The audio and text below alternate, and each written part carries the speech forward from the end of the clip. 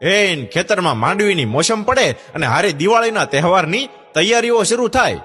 કાચા મકાનનો ઓળીપો લીપણ ગાયર સૂનો કરી અને તૈયારીનો આરંભ થાય અને હારે નાના મોટા હવ ઘરની સફાઈમાં લાગી જાય. અને આ પણ એક કલા હતી. બાળકો માટે શહેરમાં જઈ કપડા બૂટ ચપ્પલ અને જરૂરી કરિયાણાની ખરીદી થાય અને પાછા શહેરવાળા તો ગામમાં જવાના દિવસો ગણતા હોય અને બસની સફર 5-7 કલાકની હોય. હે બાપ, એ હરખની હું વાત કરું. દરજીને ઘરે બેહાડી અને કપડા સીવડાવવાનો રિવાજ તેથી, અને તેથી બે ભાઈઓને એક હરખા કપડા બહુ જોવા મળતા. અને એમાંય મોટા ભાગના બાળકો મામાના ઘરે જઈ અને દિવાળી ગુજવતા, એટલે મામા મહિના તરીકે પણ એ મહિનો ઓળખવામાં આવતો.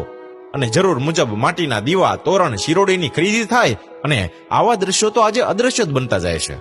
આગળ વાત કરું તો કે બારસથી આંગણામાં રંગોળી બનાવવાની શરૂઆત થતી અને રંગોળી બનતા પહેલા લીપણ કરવામાં આવે અને સગા સંબંધી મિત્રોને શુભેચ્છા માટે પોસ્ટ કાર્ડ કે તૈયાર ગિફ્ટ કાર્ડ લખાઈ જાય. અને કાર્ડ પણ કેવા કે આમ ખોલો એટલે તાજમહેલ બારો આવે, ઘર બારું આવે, ફૂલડા આવે. આ યાદ છે કે ભૂલી ગયા પોસ્ટ કાર્ડને?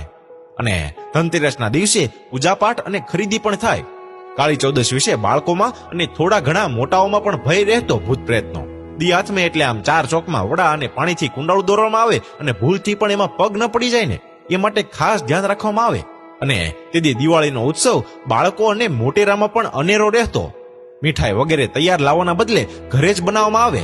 દિવાળીમાં સ્પેશિયલ આઈટમ તરીકે ઘૂઘરાનું સ્થાન અવિચલ રહેતું. સાથે ફરસાણ, નાન ખટાઈ, વિવિધ પૂરીઓ, મોહનથાળ, હાટા બનાવવામાં આવતા. અને આનો સ્વાદ તો કઈ રીતે ભૂલી શકાય?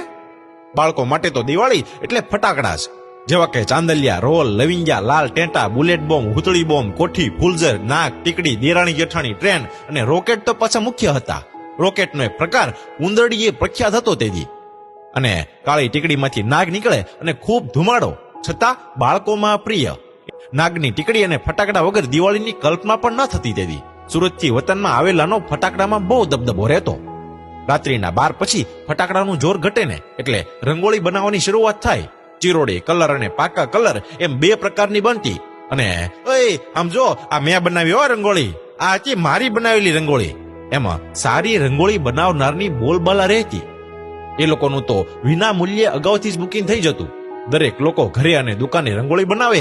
આ કારીગરી કામ લગભગ આખી રાત હાલતું. એટલે અમુક શોખીન લોકો આખી રાત જાગતા ને આપણા ઘરના ખોસામાં પણ રંગોળી બનાવવામાં આવતી ને તેથી. અને વહેલા 4 વાગ્યાથી રામરસ મીઠું વેચવા નીકળે અને દરેક ઘરેથી બોણીનું મીઠું લેવાય. સૌ પ્રથમ માતાજી અને માતા પિતાને પગે લાગી અને નવા વર્ષની શરૂઆત થાય. સવારે બની ઠનીને થાપણની જોડ એટલે કે કપડાં પહેરી અને રામ રામ કે નવા વર્ષની શુભેચ્છાઓ માટે નીકળી પડે. દી ઉગે ત્યાં સુધીમાં તો સ્નેહ મિલન પૂરું પણ થઈ જાય. એમાં આપણા બા દાદા કે હગાવાલાએ આપેલા 5-10